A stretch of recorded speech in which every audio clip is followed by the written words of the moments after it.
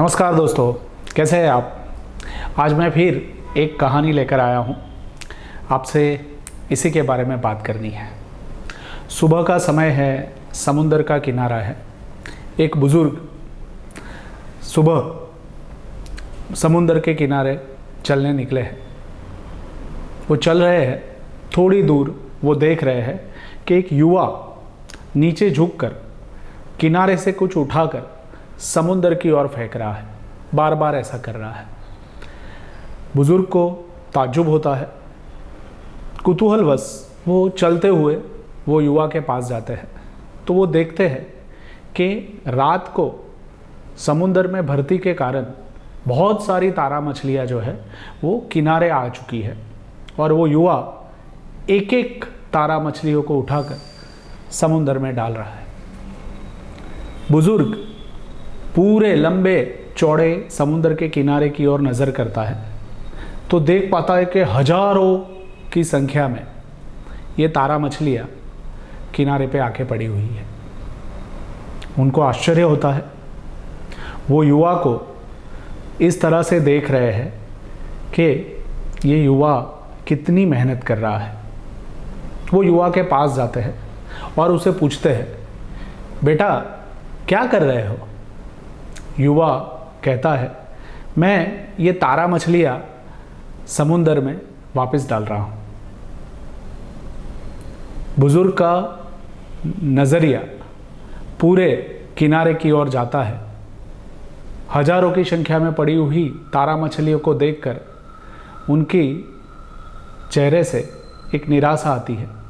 एक लंबी श्वास वो बाहर छोड़ते हैं और वो युवा को ऐसा करते हुए देख पूछते हैं कि अरे बेटा, तुम अकेले इतनी मेहनत क्यों कर रहे हो। क्या फर्क पड़ेगा, कितनी सारी तारा मछलियां जो है वो यहाँ समुंदर के किनारे पड़ेगी। किसी को क्या फर्क पड़ेगा मेरे बेटे, क्या फर्क पड़ेगा। ये जो सवाल है वो युवा को चुभ जाता है। वो युवा बुजुर्ग की ओर देखता है, एक तारा मछली उठाता है और उसको समुंदर में फेंकता है। जैसे ही वो समुंदर में गिरती है वो युवा बुजुर्ग को कहता है, श्रीमान इसको फर्क पड़ता है। श्रीमान, सुबह से लेके अभी तक जिन जिन तारा मछलियों को मैंने वापस पानी में डाला है उसको फर्क पड़ता है। मुझे लगता है कि मैं जितना कर सकता हूँ ना, उतना मुझे अवश्य करना चाहिए।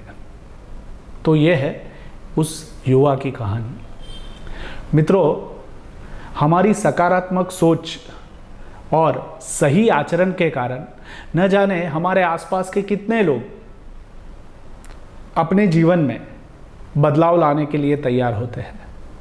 उनको एक नई प्रेरणा मिलती है। हमें कभी रुकना नहीं है। हमारी सकारात्मक सोच और आचरण किसी और को जीवन में और बेहतर करने के लिए प्रोत्साहित करते हैं।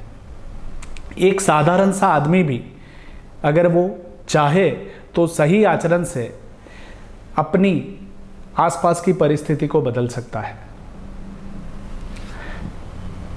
हमारे आसपास ऐसे बहुत सारे उदाहरण हैं समाज में। आइए हम सब मिलकर ईश्वर से प्रार्थना करें कि सही आचरण के लिए सोच विचार की शक्ति हमें दे। धन्यवाद।